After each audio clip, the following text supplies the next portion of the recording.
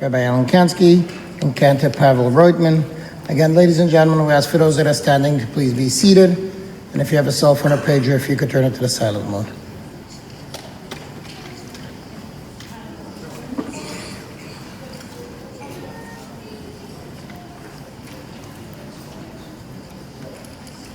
We join together this morning as a group of heartbroken friends, family, and community members to say goodbye to a beloved mom, nanny, and friend, Elaine Gray Loseff. Loving wife of the late Dr. Herbert Loseff, loving mother of Judith, David and Deborah, Karen and Avi, proud grandmother of Elizabeth and Aaron, Jacqueline and Matthew, Julia, Sebastian, Rebecca, Joseph, and Louis. Cherished great-grandmother of Hannah May, Jonathan, and Isaac. Dear sister of Avram, the late Joyce, and the late Sheldon. This morning we will hear from Elaine's children and grandchildren as they bring her cherished memory to the forefront of our minds during this difficult time. But first, we begin with a selection of biblical readings, starting with our biblical poetry, our Psalms. Each generation seeks comfort in our poetry, as do we this morning. The cantor will lead us in the Hebrew of the 23rd Psalm, following which we'll join together in the English, which can be found on the inside of our handouts.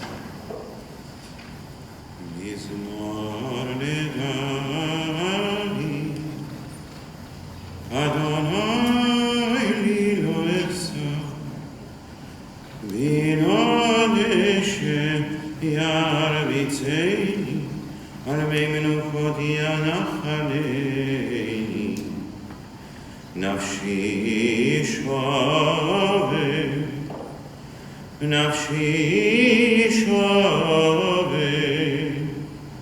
יענקני במעגלי צדק למען שמו, גם כי אלה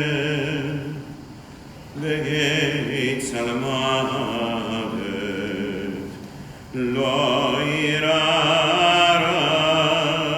כי אתה עמדי, שבטך ומשענתך, שבטך ומשענתך, המה ירחמוני. תערוך לפניו שולחן, תערוך לפניו שולחן, תערוך לפניי שולחן נגד צורריי.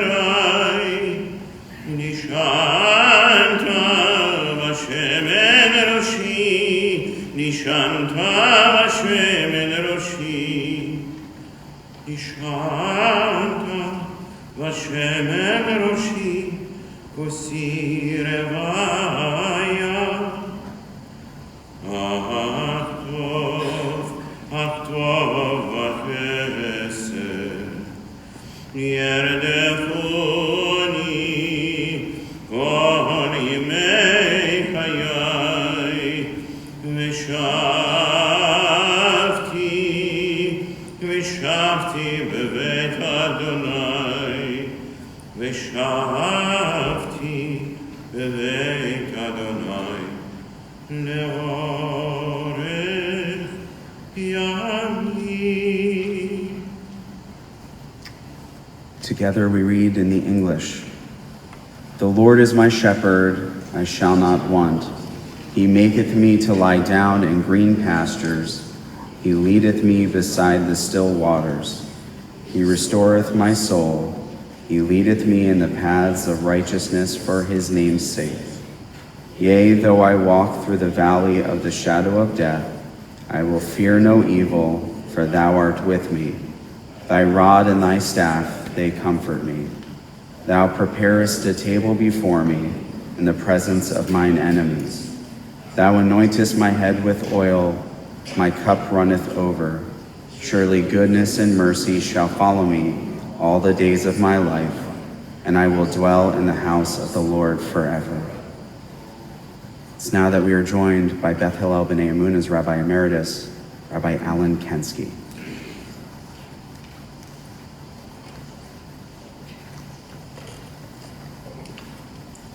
Before I read from Psalm 15, I'd like to share just one memory, one encounter with Elaine. Took place just this past Sunday. When I arrived at the synagogue Sunday morning to pick up chalot for the holiday, a congregant told me that Elaine was in ICU at Evanston Hospital. So that afternoon, Erev Rosh Hashanah, I called her. The first thing she said was, "How are you and how is Adina, my wife?" We spoke for a few minutes and exchanged New Year's greetings. And at the very end, she said, "I am optimistic." And that's my last memory of Elaine. It captured so much of who she was, her grace, her caring for others, her love of others, and that hope and optimism with which she lived her life, and now becomes part of her legacy to her beloved family. Continue with Psalm 15. O Lord, who shall dwell in your sanctuary? Who shall abide upon your holy mountain? One who lives with integrity, does what is right, and speaks the truth in her heart. Who has no slander upon her tongue, who does no evil to her fellow human being, who does not reproach her neighbor. In her eyes, a vile person is despised, but she honors those who revere the Lord. She takes an oath, even to her own harm, and does not change.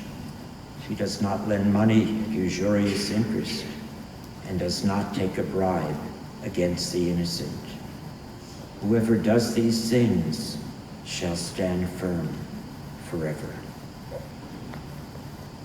From the book of Kohelet, Ecclesiastes. A season is set for everything, a time for every experience under heaven.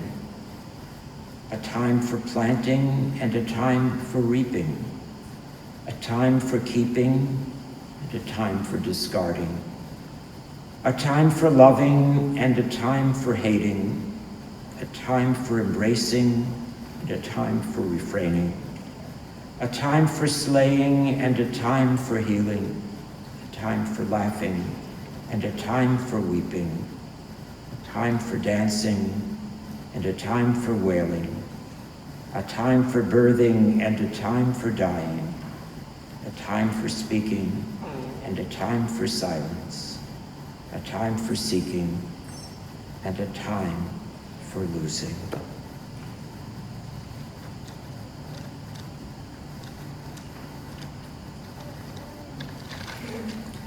Almighty God, Ribono Shel Olam, Lord of the living and the dead, the hearts of your children who mourn are heavy with grief.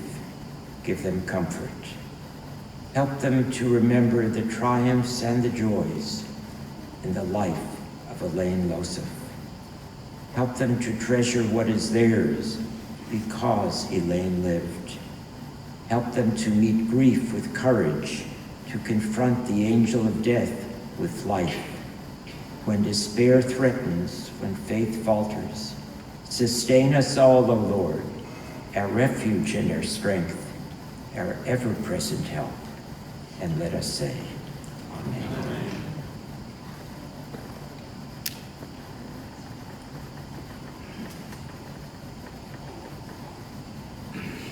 Thank you, Rabbi Kensky.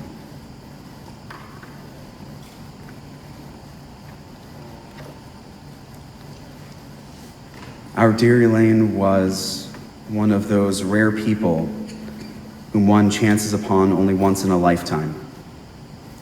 For she was so bright, elegant, intellectually curious, kind, loving, generous, and so much more, all with quiet humility and a good sense of humor.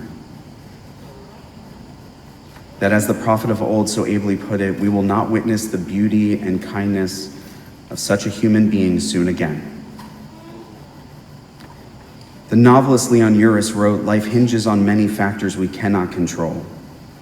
One of the most important factors we can control, we can manage our relationships. And what is life but a series of relationships here on earth within our lifespan?" Building sincere and loving relationships was one of Elaine's most important gifts, most especially with the love of her life, Herbert, with whom she taught her family, friends, and the world the importance of love and partnership, providing a guidebook to her children, their children, and anyone who encountered them on how to make a powerful connection that cannot be contained by space or time. A relationship that continued for almost 50 years shows us the power of their commitment to one another. She so deeply and passionately cared for her children, grandchildren, and great-grandchildren, and warmly and thoughtfully welcomed in the children's and grandchildren's partners, making sure that they felt like family, a sincere, close, loving family. Love permeated the life she lived and her legacy, which will continue on. Diverse and innumerable passions define much of Elaine's encounters with the world, and I would like to share some reflections on how it is that she was such an effective, powerful, and devoted gift to the world, for whom we will be forever grateful. I'd like to share a personal story. 2 years ago, my wife was very, very ill. Elaine was one of the first people to reach out and ask how it is she could help, what she could do. And I told her what we most needed were her prayers. She replied that she would absolutely keep all of us in her prayers. Then we just talked for a long, long time. It was a very special conversation, one that brought a lot of warmth and comfort. Then a gift arrived at our doorstep, a beautiful book containing all of the outstanding artworks from the Art Institute, at which she was a former docent. That book sits proudly on her coffee table as a physical reminder of Elaine's kindness and generosity. The Art Institute was very important to her. There she taught, guided, and learned a lot. She also painted beautiful pieces of art at home. Because learning was a passion of Elaine's that she passed down to her family, whether it was current events, the geography of the Middle East, politics, finances, or our weekly Talmud class. She had an unquenchable thirst for gaining more knowledge about many diverse subjects. This was one of the ways and reasons why she was such a good connector. She knew a lot about a lot and used that knowledge to meet people where they were at. Her family shared numerous beautiful stories with me, some of which they'll share today, about how each one of them felt like the only person in the world when Elaine connected with them. That she knew everything and expressed a sincere interest in what was important to them, whether it was a love for music, a long-running inside joke, advice about stocks, and most especially her outstanding sense of humor. Up until the very end of her life, she brought joy to those around her, including the hospital staff, remembering each one by name, just like she had with servers in restaurants. Positive at her latest stages in life, this was Elaine, always lifting up the world around her. A love of creation and all it contains was a holy mission at which she excelled. The rabbis of our tradition taught that we should try to greet every individual with a cheerful countenance. Elaine truly fulfilled this charge. She proudly loved being Jewish, even when it meant there would be challenges in life, such as her family being initially excluded from the local neighborhood home association because of their Jewish identity, the challenges of applying to, but ultimately being accepted to Vassar College, and the anti-Semitism she faced along the path of life's journey, none of which deterred her from pursuing all that she wanted out of life, which she got with her tenacity, resolve, tact, positive attitude, and enchanting personality. Her family shared that she had the wisdom to know what was right and to go after it. It was due to her love of her heritage that Elaine was a founding member with her family of 2 synagogues and one of the earliest members of Beth Hillel B'nai Emunah. When she and Herbert joined BHBE, there was a lack of a religious school, so Elaine took it upon herself to learn everything she thought she might need to know to start a religious school, and she did. Ultimately, hundreds of students attended BHBE's Hebrew School program, and with her influence, have a fantastic Elaine to thank for their earliest Jewish education. This love of the Jewish people was strongly influenced by her love of Torah, quoting Torah frequently for her family when the kids were growing up, bringing the wisdom of our tradition into the home through words, art, intellectual curiosity, and joy.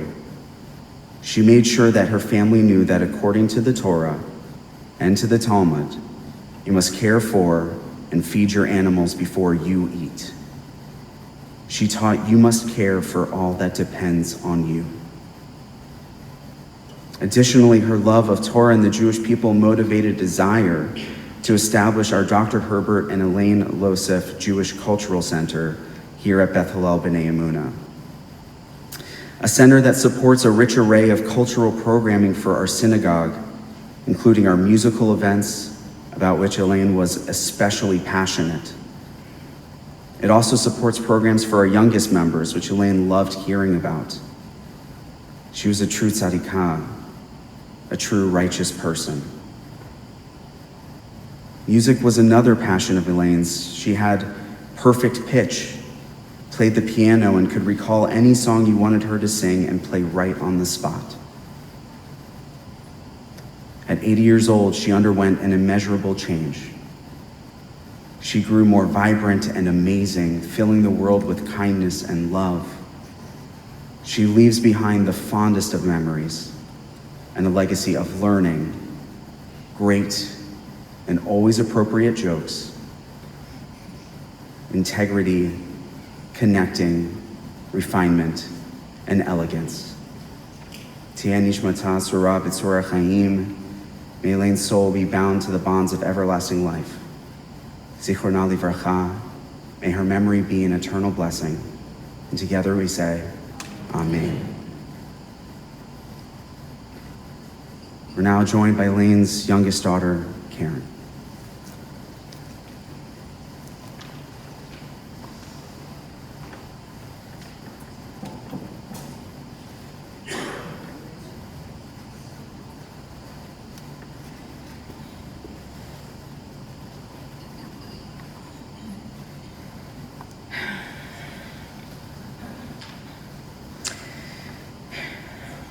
Thank you all for coming.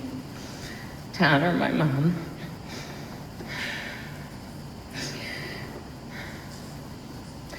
On April 14th, 2021, my mother celebrated her 90th birthday.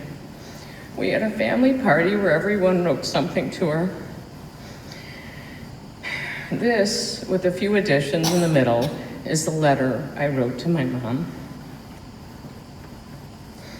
Mom, you used to own 2 terry cloth dresses, one purple, one lime green. They were sleeveless with 2 elastic bands holding them up, one at your chest, the other your waist. On this particular lazy summer day, you were wearing the purple one. You asked if I'd like to join you to drive to Arlene's. You wanted to drop something off. I said sure, and we jumped in the car. You put the key in the ignition, turned on your car, and was about to pull out of the garage when you stopped and deliberated for a moment. Then you turned off the car and told me you'd be right back. You made it seem like something you just need to grab. And it was taking longer than that, a lot longer. Finally, I got out of the car to see if you were okay, but before I made it too far, there you were opening the garage door. You had changed clothes, put on a long sleeve, high collared shirt that seemed incongruous for the hot weather that day. I asked if you wanted me to change into something nicer too, but you said there was no need. Getting back into the car, I asked you why you changed. We were only going to drop something off to a family member, no less. Chances were we weren't even going to go inside their home. You brushed off my question saying you just wanted to do it. But it didn't make sense. It wasn't clear. It was clear that you put this outfit on for a reason. So again, I asked why. You stopped the car. The answer to my question demanded our full attention. I knew Aunt Arlene had recently had a mastectomy. That was why we were dropping something off for her. But you explained to me that because of her surgery, she would not be able to wear anything exposing even the very top of her chest ever again. You had changed because you didn't want to make her feel bad, seeing your unscarred chest. Your empathy, thoughtfulness, and kindness, without calling attention to it, has stuck with me all these years. I have to add on a lighter note that I can't get over how you can apply lipstick and mascara perfectly without using a mirror. It was really amazing. I mess up even when I put it on in front of a mirror. And when I watch you put on makeup flawlessly without a mirror, I'm always stunned. Moses had the burning bush. I have you applying makeup without a mirror. And it's both miraculous. It's amazing. Also, your retention of numbers is superhuman. Phone numbers, credit card numbers, account numbers, financial statements, addresses, you name it. I wasn't sure what having a phone book was all about when I was young because I had you, a living, breathing phone book, who was generally nearby. All I had to do was ask, and you knew the answer. Sometimes when I'd ask you about a phone number, you'd say, you know, I've never called the number, but I think I've seen it once, try this. And you were always right. It was amazing. You never make much of a thing of this, but Mom, this is jaw-dropping, no joke. And Mom, you are so humble. You do all these remarkable things, not just put makeup on without a mirror, remember numbers beyond anything I've ever seen, but you created adult learning programs for Brandeis and New Trier before adult education became popular and raised quite a bit of money for them. You also spearheaded the Brandeis Book Fair for years. You went back to school in the new and emerging field of learning disabilities at the ripe old age of 37, which was something that was just not done in those days. It was the Vietnam War era, and you had talked your way in by telling the administrators, I'm just like you, older. I won't protest like these younger students. Then, after getting into the program, you proceeded to go out and protest the Vietnam War. You also talked your way into being the first Jewish family to be accepted into the Woodley Road Association by suggesting they change the bylaws to a majority vote instead of allowing one or two people to be able to blackball anyone. Another notch in your holster with lasting transformative implications that some non-Jews, possibly one who just moved into your building, were probably still angry about. Not bad for a woman who dislikes confrontation. You established the nursery school at Bethel, hired the first teacher, helped write the curriculum, arranged transportation for the students, and bought all the toys and the playground equipment with the help of your 3-year-old daughter, your CC, constant companion, because my brother and sister were at school, I was the youngest, me as your toy tester. And let's not forget your decades of being a docent at the Art Institute, teaching art to school, kids, and adults. You also put together lectures to raise awareness about shows at the Art Institute, as well as to raise money for many organizations like Brandeis, Hadassah, and Judy Bissell's church, Faith, Hope, and Charity, on the Art Institute's Vatican show, of course. You had various groups and companies pay you to speak on art, like Mortgage Bankers of America, orthopedic organizations, and too many conventions to even remember. You juxtapose art and music of the time in order to lecture at the Chicago Symphony and the Art Institute. You studied up on Chicago architecture to give bus tours to a multitude of out-of-town groups. Forever learning and teaching, learning and teaching. That's my mom. Learning and teaching. Somewhere in there you took classes with Dad on law because you were both thinking about going back to law school to get a law degree. Where did you find the time to even consider such a thing? A couple of things I realized I forgot to mention in the original letter that I thought you might want to know include: my mother was the very first person in her family to go to college, something her parents did not know about or even consider, especially because she was a woman. She played the piano so beautifully that she was asked to play for troops at Fort Sheridan. Instead of taking pride in this, she thought it was funny, saying, "Do you honestly think men about to go off to war really wanted to hear an 11-year-old girl play Beethoven, Chopin, and Schubert?" When I was in college, I was stunned to find out that she scored the highest in chemistry in Illinois in her senior year in high school. It was something she casually mentioned, an aside. It was a throwaway comment. And after I asked her to explain, she said, "Just shows you how silly those tests can be. Do you honestly think I was the best in chemistry in the entire state that year? Of course not. I just knew how to take tests." In the mid-1940s, she put together interreligious programs with churches and synagogues, something totally new at the time, when she was the head of Am Shalom's youth group. She was at Am Shalom because it was before Bethel was established. Even with these new additions, I'm still leaving out so many more amazing things she did, but it's just too much. Other people want to speak.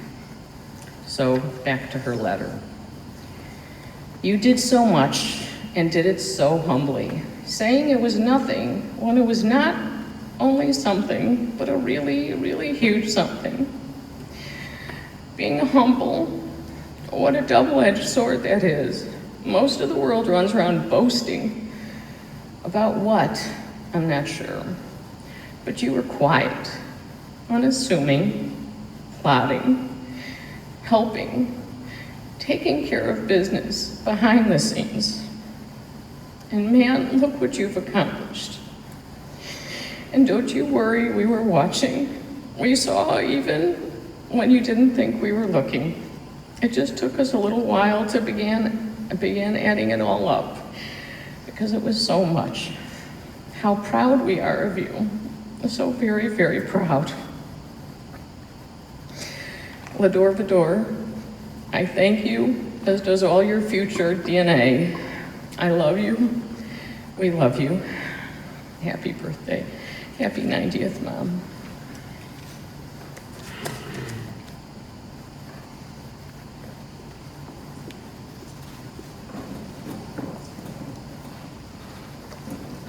We're now joined by Elaine's son and family, son David, and Deborah, Julia, and Sebastian. Yes, hi everyone. I'm David Loseff, Elaine's son, as the rabbi said. I first want to thank you all for being here today. Rabbi Emeritus, Cantor, Uncle Av, Lori, Jimmy, Matthew, all the friends and family that are here. It's so wonderful, and we really thank you for coming out to honor my mother today. I just want to first start by borrowing a phrase coined by a late author and professor, Randy Pausch, by saying, I won the family lottery. I won the parent lottery. My sisters also won the parent lottery. And this pertains to both my mother, Nani, as she's called by her grandkids, and my dad, Poppy, as he was called by his grandkids. They were a team, but today we're here to focus on my mother, Nani. We were very fortunate to have been able to celebrate her life with her alive many times at family functions, holidays, her 90th, her 91st birthday parties, many phone calls. We were all most fortunate to be at her bedside or calling her up through the very end, through the passing, telling her that we love her, that we'll be okay, and with her being able to tell us how much she loved us. I mean, today's a very, very sad day. It's a very sad week, but she lived a joyous life up through the very end, and no words were left unsaid. This was such precious time. This was such a gift that many people don't get, and we were given that gift, and we're very grateful for that, and we miss her terribly. As Karen touched on, she was an exceptional lady in so many ways, on big things and small things. She was constantly surprising us in so many ways through her lifetime. And 2 words describe her at her core, as Karen, talked about. To me, I'd use the adjectives humility and ever loving. She did so many exceptional things in so many different areas throughout her lifetime, and yet she always did them in such a humble and quiet way. I mean, take the area of travel. I mean, certainly we took many typical family trips. We'd go off to places like Snowmass or Sun Valley or the Western United States, even over to Spain. And I don't recall, you guys have to tell me if we ever went to Disneyland, or I don't think so. That didn't hit the list. But Mom also took travel to the next level, like post-World War II Europe in the 1950s, the Soviet Union, when Leonid Brezhnev was in charge during one of the heights of the Cold War, Cuba, Xi'an, China, and the Great Wall, long before I ever got to visit there, and horseback riding in Montana, long before people even could find the place on a map. I'm convinced that if she was only given more time, we'd be reading about her going on SpaceX. Karen, touched on the education and learning. I mean, a master's degree in special education in the early 1970s during the campus protests, the Art Institute as a docent and a lecturer, where she just, loved giving tours and introducing the young kids, to art. And in stock market investing, which they referenced. I mean, earlier this year, 91 years old, she was a call-in on the Jim Cramer show. She first put him off. He was at a loss of words when she started out by saying she was 91 and he was her BFF. I mean, no one ever gets Cramer at a loss of words. She did. And then she asked him about a small stock that she found and researched and bought, which developed some type of internet security devices. And he didn't know about it and said, it sounds good. And sometimes afterwards, after that appearance, that stock got bought out at a big premium.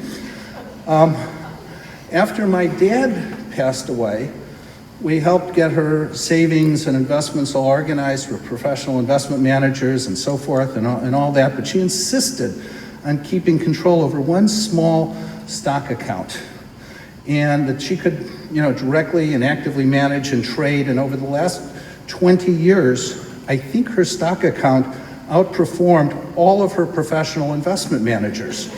And even in her final days, as we were sitting in the hospital room and we'd see some things on TV, she'd say, you know, here's a stock investment idea I really have to look into and explore. Charity. Karen really covered it, I won't repeat, but she actively gave her time and donations and herself to numerous different charities over her lifetime, from the Brandeis book sale to Hadassah and many others, the synagogue, the Bima, the cultural center. And while most of her gifts were tzedakah for Jewish causes, it was more widespread than that. I mean, she even helped buy a food truck for a school food program in India that back several years ago. So she was always giving and always caring in so many different ways.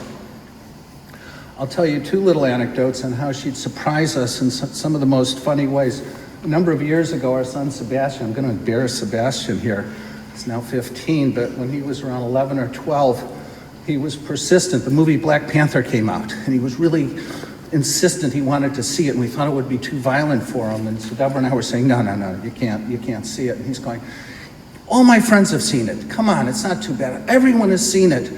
Everyone in the world has seen Black Panther. Why aren't you letting me see Black Panther? To which I said, everyone? You kidding me? Everyone has seen it? You think Nani has been to Black Panther? So later that day, we're calling Nani. How are you doing? What's going on? Yeah, I'm going out with my girlfriends. We're seeing this new movie called Black Panther that just came out. So we lost that argument. And she was just sharp as a tack to the very end. I mean, we're sitting in ICU one day. She had just come off the ventilator. She was on it very briefly. She couldn't talk. She could make motions, but since she was off, and she was heavily sedated at that point. And Judith and I were sitting there. Judith on one side of the bed. I was on the other side of the bed. My mom, we thought was just out cold. And we were sort of watching TV, and we were both holding her hand. And Judith and I were just chatting. I think a TV commercial came on with Jeff Bridges. We were sort of talking about different actors and actresses we liked. And Judith says, there's this one actress, I really, really like her. She seems really, really nice. And I can't remember her name. It was Warren Beatty's wife. I can't. And then suddenly Mom starts acting up and making noise, garbling. We couldn't really tell. And Deborah and Judith's like, Mom, are you okay? Can we, as the air, we're looking at her signs, and we go over and Judith listens to her. Mom, what do you want? What do you need? And she goes, I think she said Annette Bening. True story. She was sharp as a tack to the very end. But mostly, I'll remember her for her warm and all-embracing love throughout our lifetime. She was always there for me and others, giving me support and guidance on many issues, and most of her guidance, came from the perspective of exuding love and giving out love.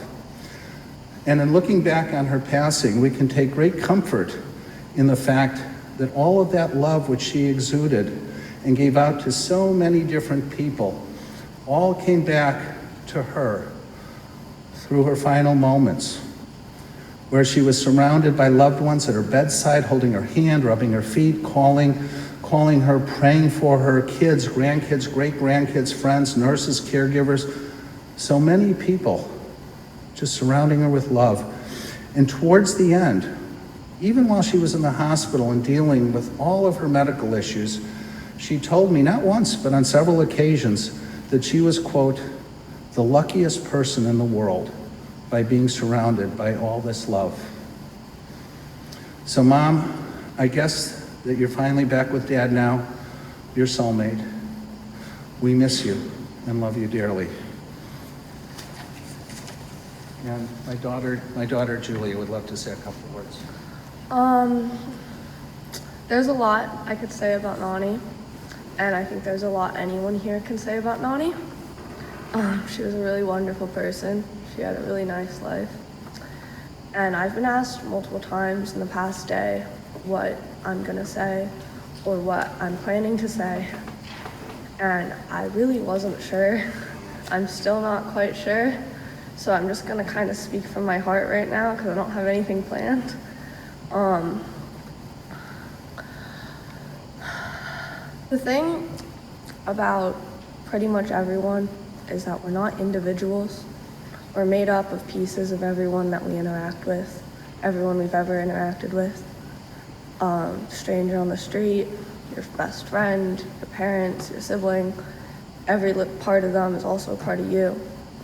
And we're mosaics of everyone that we've ever talked to, everyone that we've ever listened to, watched on TV, listened to on the radio. All of that becomes a part of ourselves. And Nani was the most beautiful mosaic of all, I think.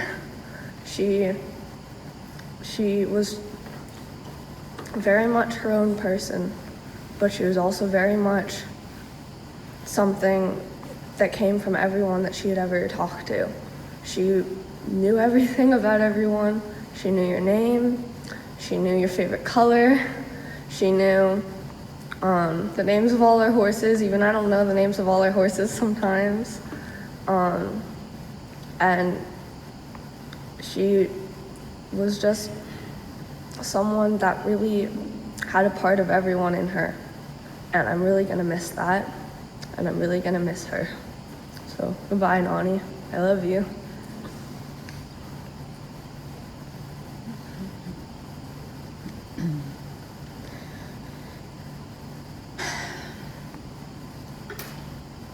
So I just want to say a few words about this wonderful woman. Nani, Mom, we miss you. You are in our hearts every day. You live in each of us, in each and every one of us. I see you in my children. I see you in my husband. I see you in me. Your qualities have influenced us all.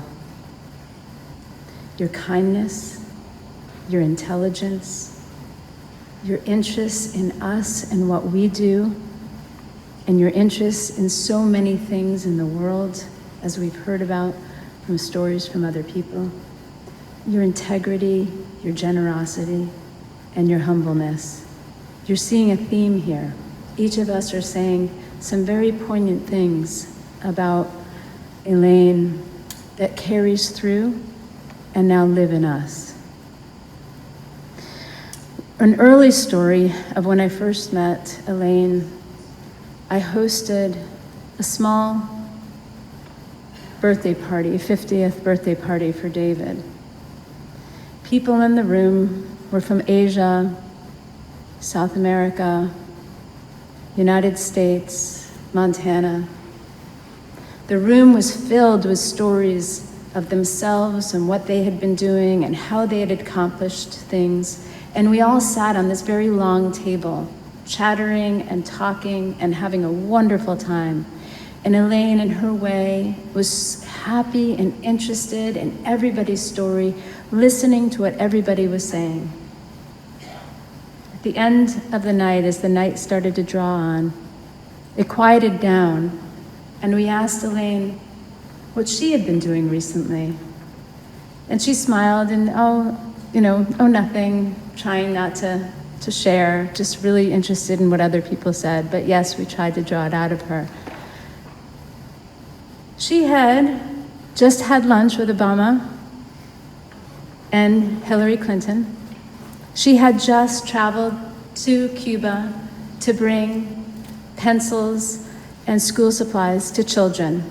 But she didn't wear that on her sleeve. She didn't wear that in any of the conversations. She was genuinely just very interested in what everyone else was doing, but quietly doing and being Elaine. Amazing woman. I thought at that moment, I was the luckiest daughter-in-law in the world. I am so grateful and have been so grateful, and as David said, grateful that each and every time I saw her, we would share how grateful I am that she's my mother-in-law and that I was her daughter-in-law. Every night we say our prayers, and we include Poppy and Elaine, my mother, and my stepfather, Grandpa George, and all of our family. And we will continue this in our prayers, including Elaine, for all of our lives. I hope you do too. No.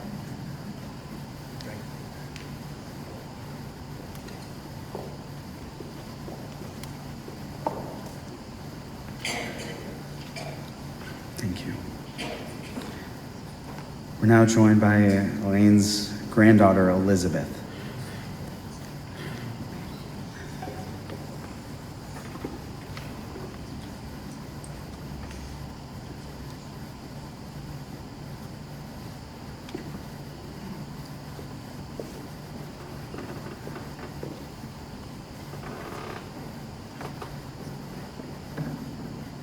Hi, everyone. Love to follow those wonderful speeches. Thank you guys for speaking. Oh, thank you for speaking. So, a few years ago, Nani shared a TED Talk with me called Are You Living Your Resume or Your Eulogy? The TED Talk is based on the concept by Rabbi Soloveitchik about two aspects of the self that are in competition with each other. One that focuses on external skills and craves success, status, and recognition, and the other that focuses on character, connection, love, and inner strength, the qualities that one hopes will be mentioned in their eulogy. Society tends to favor the first one, when in reality, both are necessary to achieve success. When thinking about what to say today about Nani, this popped into my head, because Nani had a great balance of both of those aspects.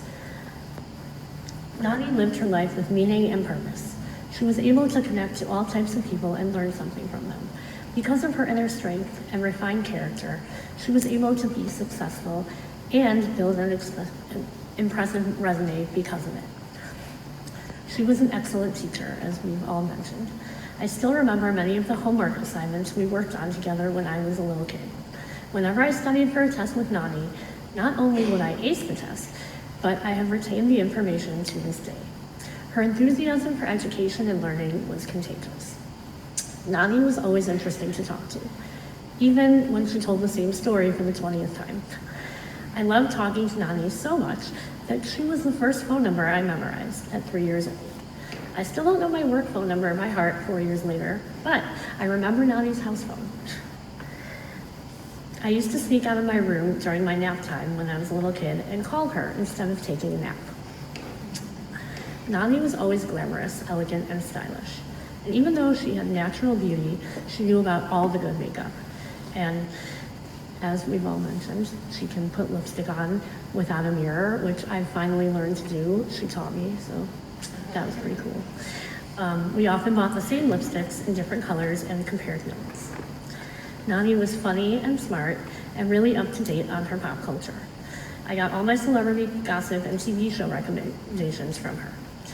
She taught me table manners in case we were ever having dinner with the Queen, we needed to be prepared, how to set the proper table and be a gracious hostess. We talked about our mutual love for hosting parties for any and all occasions. Most recently, Nani loved looking at the photos from my annual birthday parties for my cat, since she wasn't able to come downtown to attend. She learned to use talk to text and enjoyed sending and receiving photos on her phone. She even had a great relationship with her Siri. I could go on forever about Nani memories, but other people want to talk to. I am really lucky and blessed to have had her as a grandmother and in my life for so long. I'm sad that my son only got to know her for a short time, but also grateful that she got to meet him.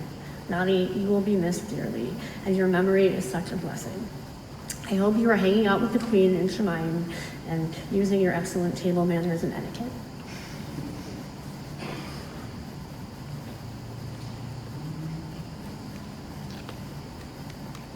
Thank you.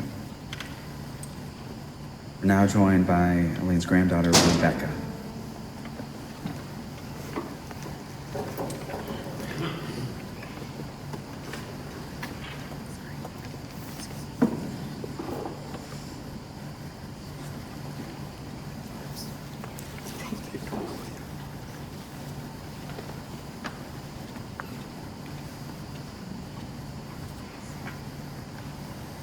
Hi, thank you for coming, everyone. A few years ago, I started going over to Nani's apartment a couple times a week, usually staying for the day, mostly to help her organize her desk. For a very put together, elegant woman, always made up and wearing a beautiful outfit, a lot of you might not know what her desk looked like. Piles and piles of papers. It was craziness. She had a great organizational system set up in the files, but the problem was getting them there. She kept pop-up card catalogs, our health magazines, gift catalogs, newspaper clippings with items circled with a little name written next to it. Stored away, little ways to let everyone know she was thinking of them. She sent these constantly. There were some I know everyone received: 10 tips to prevent identity theft, an article on some new way people were doing carjacking, mostly about safety. But then there was what I would put in the category of about your special interest. Art for me, tech for my brother Joe, and investing for Lewis. She was so curious, always reading and learning, and whenever anything caught her eye related to your special interest, she cut it out, wrote your name at the top with a "thought you might like, love Nani." As she got older, these started to bottleneck. Now that I think about it, I probably should have started outgoing folders with all the children, grandchildren, cousins. It was funny having a window into what her special thing was with everyone else. The amount of energy that took to not only be constantly consuming media, she was so curious, but also always having everyone on your mind, wanting to share and engage with their thing. It was her little way of letting us know she cared and was paying attention. Of her paper trail, letters, and exchange with people was so much of what I went through. She made a new file called Correspondence. She didn't want to throw away anyone's letters, not even Christmas cards, citing, "I want to make sure I have their address for this year's cards." Going through her papers one day, I came across a 4-page letter. Scanning it, it became clear it was a really unkind letter from her neighbor. Faceless, of course. Nani always kept her nose clean, as Poppy encouraged us to do. Anyways, I asked her if she wanted us to toss it, and she said, "File it under correspondence." A few months later, it was time to get together Christmas cards. We made a list of all the great Gentiles in her life, some of her doctors, the people who worked in her building, friends. She contributed to Hadley School for the Visually Impaired, and so every year they would send a pack of Braille Christmas cards as a thank you. And she never knew quite enough Gentiles to finish off the pack, so they compounded. We were brainstorming peripheral Gentiles in her life to use up the cards, and she suggested we send a card to the curmudgeonly neighbor. Why would you do something like that? She said, "We have so many cards, let's use them up. We have nothing to lose." She was always giving people the benefit of the doubt, extending olive branches to people who weren't so nice to her, giving them an out, a clean slate. She was always looking to keep things pleasant, being kind to people who weren't kind to her, because it was the right thing to do. Plus, she always had the extra cards. We'll miss you.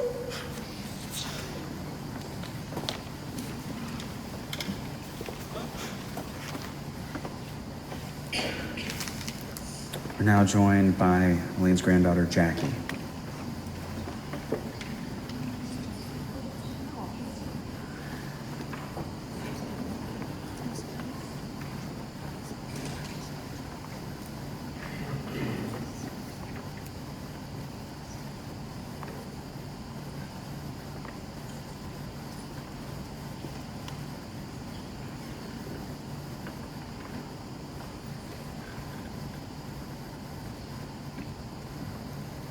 Thank you all for coming. This is an enormous loss for all of us. Nani, my happiest childhood memories are from the times that I was with you. As a little girl, I loved staying at your beautiful house on Woodley Road, 308, my happy place. When my sister and I slept over, you turned your home into a 5-star resort. You set up our bathroom with hotel soaps on those bright yellow soft towels, and were sure to place wrapped chocolates on our pillows. You made sure the kitchen was fully stocked with Sara Lee's banana cake and sugar wafers during our visits. How gentle you were, dear Nani. You always put us to bed, teaching us to recite, "Now I lay me down to sleep," and allowing us to list every person we could possibly think of for God to bless at the end. Your home was peaceful and warm. I remember you helping me with my homework. I have a vivid memory of us spending hours working into the night on a science poster on the floor in Poppy's study. Nani, you gave me an example of a calm, loving, and functional home. You were kind and gentle. You believed in me and encouraged me in all my endeavors. Nani, it was you who traveled with me to the Salzburg Festival. We had so much fun, and those are among the happiest memories of my life, all because I got to spend so much time with you. Nani was a talented musician, so it meant even more that she took an interest in me as a singer. Nani had perfect pitch. She could hear a note and identify it and play any song you sang to her on the piano instantly. She was a gifted pianist performing complex concertos for the troops at the tender age of 11 years old. She decided not to become a professional pianist, but to go to Vassar, the preeminent college at the time for girls. And in the United States at that time, there were quotas on how many Jews were allowed in universities. Nani was one of 3 Jewish girls that were admitted that year. At least I'm pretty sure it was 3. My Nani was a brilliant woman. She loved to learn new things, and she was a perpetual teacher. Some of my favorite memories are of the two of us sitting around her kitchen table and working the New York Times crossword puzzles together. Often during those times, she would take out her dictionary and learn a new word, expanding her already extensive vocabulary. Though you called me Sunshine, Nani, telling me at each weekly visit how I brought so much brightness and cheer into your life and home, it was you, Nani, who brought so much light to all of our lives. Nani was supremely thoughtful. She took an interest in others. My grandma always spent the time to find out about others and what they loved. Like my grandpa, she found a way to relate to everyone. One special thing my grandma did was send friends and family members carefully curated articles based on their unique interest. I'll greatly miss receiving those Jackie Deere notes, as I called them. I know so many of you, too, will miss them. My grandma was compassionate and generous. Though she grew up with enormous privilege, she always generously supported numerous charities. Despite never knowing hunger herself, Nani felt strongly about donating to the Ark, which helps support people with income and food insecurities. Nani cared so deeply that people should have their basic needs met. She understood how stressful life was without these essential necessities. My grandma was also invested in the arts. Nani was a dedicated docent at the Art Institute for many years. She was so knowledgeable about art history. She lectured all over the country. When she couldn't get to the Art Institute this past year, she delighted my Lothian cousins and us by giving some of her slide lectures in her home. Those nights together were so fun and special. Nani was gracious, kind, and welcoming. When Matt joined the family, Nani quickly made sure that he had nearly every book written on modern warfare and Afghanistan. The other night, my mom shared with us how Nani encouraged her to brush up on her Afghanistan knowledge so she could talk to Matt, because Judith, he always talks so much to me about it. When the rabbi asked us what Nani's legacy will be, it was a very hard question for me to answer, because she's given so much. Is it a dedication to intellectual curiosity, generosity, kindness, refinement, elegance? It's all of these things and more. To the greater world and community, she will be remembered as an intelligent, accomplished, gracious, thoughtful, and uniquely special woman. For me, Nani, you gave me loveliness, love, and stability, and it helped me immensely. Thank you. Nani, you were a role model for me. You always said I placed you on a pedestal, but I didn't. That's just how you were. You were always so gentle, regal, and kind. I'm lonesome for you, Nani. I wish you were here now.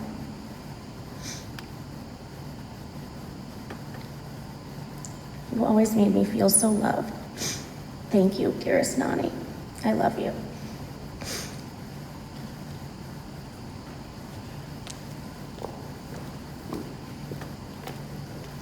Thank you. We're now joined by Elaine's daughter, Judith.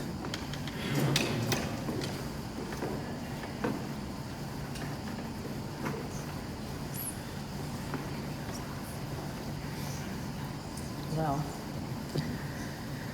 I must say, I'm usually not at a loss for words, and thank God everyone came before me, because I couldn't quite get any thoughts together for this, but I couldn't let my dear sweet mother not hear something from me.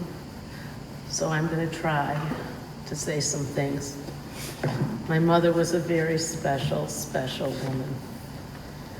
And as my brother said so aptly, and I've been thinking too, God blessed me by winning the lottery of parents. My parents were such outstanding people. They had such integrity. They were brilliant, funny. My dad was funny, but my mom was funny too. They were very funny people. They were gracious. They were teachers. I suppose in their own way, they were characters. My dad was. They were such teammates. God blessed me with having both grandparents who had good marriages and parents who had beautiful marriages and partnership. It didn't so much work for me, but I had intended it to be that way. But life is funny. We all have things we have to go through. I would be remiss in starting here. First of all, it's amazing for me to be here because I haven't been on a Beth Hillel stage since my bat mitzvah. So here I am again at 68 years old. It's pretty interesting. And I do remember being up there. My mother, of course, said that we had to do some dry runs before the bat mitzvah, and she wanted to do it with me. So as I started, she told me, you have to excuse me, I have an allergy and it's my voice. As I started, she sat in every seat. She sat here, she said you have to talk slower, and she always started like this with me. Honey, you know me. I don't want to be criticized. I really don't. You're doing beautifully. I would never criticize you. But it would be good if you talked a little slower. And don't forget to look up immediately when you start for your bat mitzvah, because you have your friends there.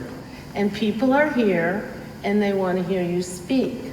So you've talked to people before, there are more, and you look at them and make eye contact. And if I didn't, she stopped me. Let's start it again. So she sat in every single seat. And she said, don't forget to smile or else people will think you're scared.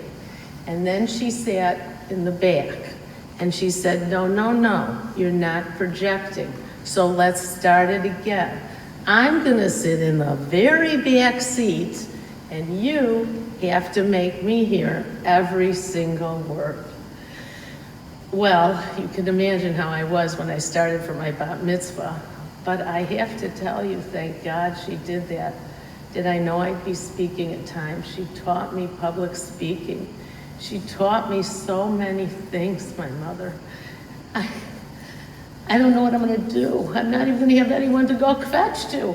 I mean, every night, she was there with that bag and lying in bed, and I would go over there and I would talk to her for hours. I don't know, I'm gonna have to talk to her in the sky like I do to my dad, and she'll probably send me her messages. I said she better send me her numbers. But I would be remiss here also without thanking all the wonderful people who enriched her life, saved her life, helped her life, and helped all of us. So some are here in person. I want to thank all of you, and I want to thank people who are live streaming. I don't know where that is, but thank you. Thank you for being with us. And thank you, those of you who couldn't be with us but are with me in heart and spirit, all of us. First of all, second of all, I want to thank so much Rabbi Crane, who's here, and Rabbi Kensky, and Cantor Breitman, who's here, because she really thought so much of you, and she spoke of you, and she loved this place, and she loved Judaism, and that's why we have her here, because it meant so much to her all her life, and it's the rabbis and the people who did that, the cantors who did that for her, so thank you. And in addition to that, I have to thank the rabbis who helped me through this, and their wives, Rabbi Mikla Shanowitz, Rabbi Chaya Epstein, Rabbi Wolf, and also another very special thank you to a rabbi who I never met, Rabbi Dov Hillel Klein. That rabbi blew the shofar for my mother in ICU. It was a complete miracle. She wanted it, I wanted it, because the shofar is your life force, helps you. And he blew it for her on Rosh Hashanah. Leave it to Chabad to find their way. You can be in an igloo somewhere, and you will have a Chabad rabbi delivering you a Shabbos meal. And there they were in that little ICU, closed the door, blew the shofar for my mother, and gave her such pleasure, and probably many more hours to live. I also want to thank Dr. Ira Weiss, who helped all of us through this. The brilliant Dr. Ira Weiss, who's here, thank God, honors us with his presence. He helped my mother so many times. He helped our family. He helped Rabbi Schneerson. He's a wonderful, brilliant, humble man. And you helped her to the very end. You have no idea how much you cheered us. And you helped me. And your wife did too. Thank you. Thank you. And I want to also thank Dr. Glenier Elliott and the doctors Winslow and Sheridan and Raviv and Sarswat and so many others, and the nurses. They were so helpful. They really, really were. And I must, of course, thank my mother's most outstanding caregivers. She had many wonderful caregivers, but the last two who were with her to the end were Sandra Kettleson and Susan Cavan-Bin. And I really appreciate it, and she did too. And then there were her doormen. I'm not kidding you. They loved her. They loved her. They prayed for her. They helped her. I would name them all. This is getting a little long. And the building manager and the garage people. And then came the shocker. So yesterday, my mother always said, Judith, you're the social one. I said, I'm not the social one. No, you're the social one. I'm not social. I don't connect with people. I said, you connect with people. She said, no, you're the social one. I don't know, it's a projection. It's ridiculous. But anyway, it was okay. So this comes to the most unbelievable one. So in my mother's building to get the mail, and I had to get the mailman, he has to go down a hall, and he has to go in it. You don't know when your mailman comes. I mean, at home you do, but in a building you don't. He has to go down a hall, and he goes behind a room, and you really, really, really don't see him. You don't see him. So I just went to get the mail, and I say, it was down. I had to walk to it, so I say, okay, where is he? And he's in the back, and I said, I'd like the mail for Elaine Loseff. He says to me, his name was Yoon Jae Kim, and he looks at me, he says, who's your mother? I say, Elaine Loseff. He says, Elaine Loseff? Oh, I said, yeah, she passed away, Rosh Hashanah. I mean, he didn't say Rosh Hashanah. And he said, I knew your mother. I loved your mother. I said, you knew my mother? He said, yes, I knew your mother. And so he had prayed for her, And these people enriched her life, and many of them saved her lives many more than one time. The doormen, the garagemen, everything. And there are so many others to thank. But I would also be very remiss in not mentioning her dear Shell Mitchell, who's here today, and Stacy Mitchell, who helped so much. My mother in spirit and in everything. And there was Patricia Sanchez and Yesenia Cruz. And I just can't thank you enough for all you did to help my mother. My mom stayed in this world as long as she did, and she left with dignity because of all of you. And she did leave on Rosh Hashanah 2 days ago. And so when you leave on Rosh Hashanah, Mikla Shannon said to me, this is the greatest blessing. You leave on a Jewish holiday, but I think maybe particularly Rosh Hashanah, I got it right. You have to correct me if I'm not wrong. You've lived a completed life. All the things you came here to do, you did. And you're a pure soul. You're completely forgiven. And therefore, you go right up. And she was on a new moon, and that's the whole thing too. You go straight up to heaven. And we were so blessed to witness that change in my mother. She was so pure at the end. It was like, she was always pretty great, but this was unbelievable. She was a pure bundle of love to every person, every caregiver. Honestly, to the point that a week and a half ago, some doctor gave her a procedure and poked through her and no anesthesia. Tell me about that at 90 years old. I was like crazy. I don't know why they couldn't give her anesthesia when they cut into her, but they didn't. Who knows? But the fact is, I wasn't happy at all. And none of us were. However, my mother, who went through the entire thing and wasn't too happy, they're trying their best, Judith. Forget it. They're trying their best. So she was all love, in the end especially, of no criticism. And she loved every minute of life. And she wanted to stay here, and we tried our best. We got every ounce out of it for her. But her body wouldn't let her, unfortunately. But she also died on a tube, and she was a woman of great trust. She trusted God more than anyone I've ever known. She just let go, and as you heard, she was a very active woman. And that's what happens when you die on Rosh Hashanah. That's what God gave her, the ability to die with dignity. And she had a beautiful life, and she controlled with her brain, her leaving right to the end. And she blessed my brother, sister, and I, the greatest mother anyone could ever ask for. Mom, I was going to read my 90th birthday letter to you, but everyone said it. Everyone said it. I'm going to miss going to see you.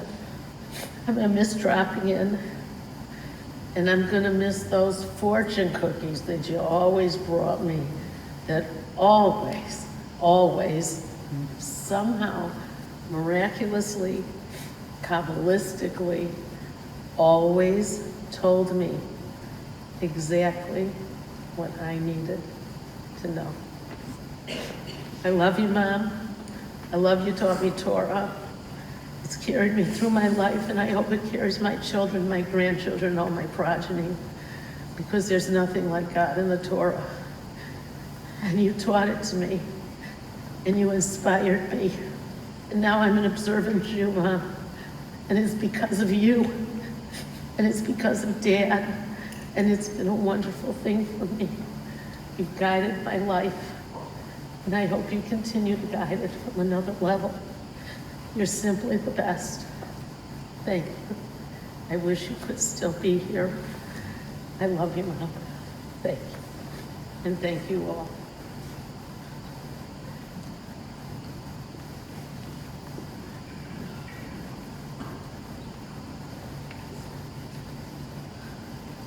We're now joined by Cantor Reutman.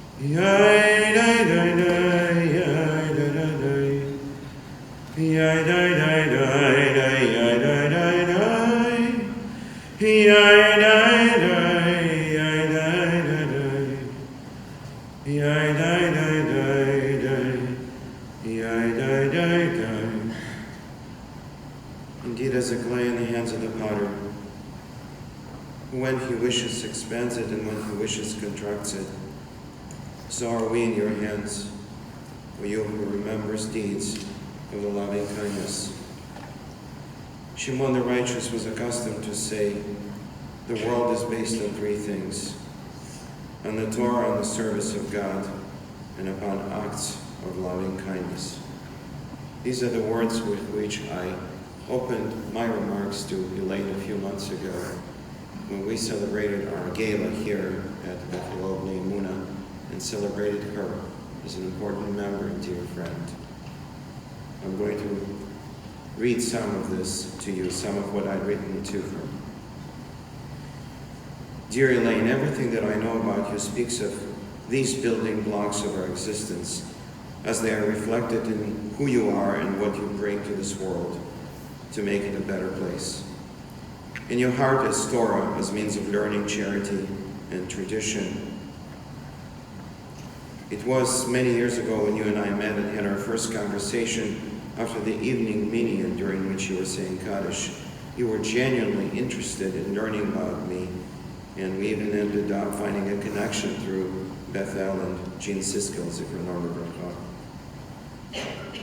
Your ability to connect with the world, with clergy and members of our community, is truly reflective of your other quality, the profound understanding of the Avodah, the service to the congregation and the Jewish people. We know you for your devotion to our shul, the suburban synagogue Bethel. We also know of many other places and organizations to which you have contributed your service and gave of your heart to benefit these communities and the world. All of these organizations are blessed to be served by you and value your service, your avodah, deeply. In our tradition, there are three types of avodah: work, worship, and dedication to the cause. You, Elaine, encompass them all, but it's the last one that characterizes you the best, one that truly serves as a bridge to yet another quality of the world that is reflected in you. And this quality is Gemilut Chasadim, the acts of loving kindness. Elaine, you are the epitome of loving kindness, both in word and in deed. You treat people with care and love. You give generously to support Jewish and other causes. There's a theory out there, in part verbalized by the famous Rabbi Joshua Heschel, who believed that the true kindness and true belief sprout out of sense of what he calls a radical wonder. It is, in his view, an ability of the human being to understand the meaning of God, but not taking things for granted, but instead by engaging in experience of sublime wonder, one that is bound to bring satisfaction and joy. Elaine, you understand this so well, for not only you do not take things for granted, but also enable others to appreciate what they have with your encouragement and support. You have given so much to so many, your family, your community, and the world, and by your Gemilut Chasadim, you enable many of us to have the means to appreciate what we have and to share it with others. Thank you from the bottom of our heart and on behalf of our entire community for being who you are, generous and kind soul that make miracles happen and makes our world a better place. Elaine, we love you, and I now have to add, we will miss you very much. I concluded my remarks with the following song, which I was told was one of Elaine's favorites. I see trees of green, red roses too. I see them bloom for me and you, and I think to myself, what a wonderful world. I see skies of blue and clouds of white, the bright blessed day and the dark sacred night. And I think to myself, what a wonderful world. The colors of the rainbow, so pretty in the sky, are also on the faces of people going by.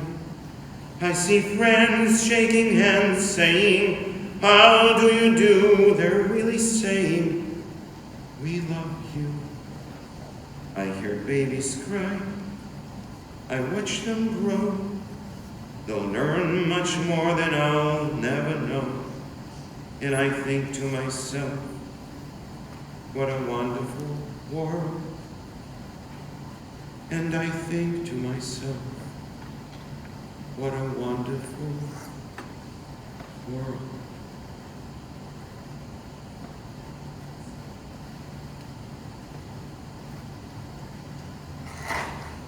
We now rise for our memorial prayer.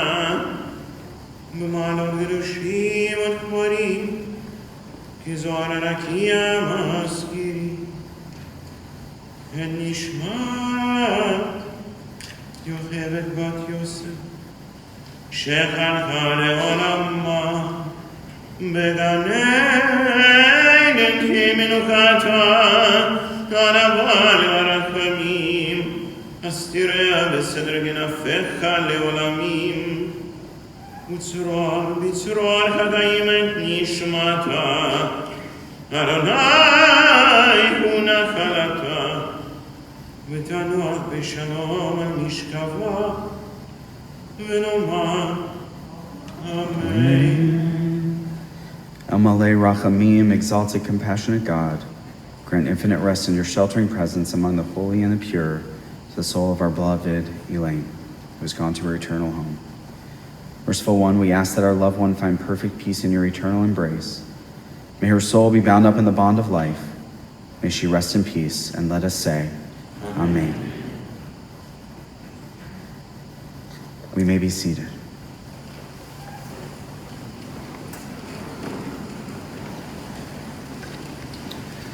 This concludes the service here in the sanctuary.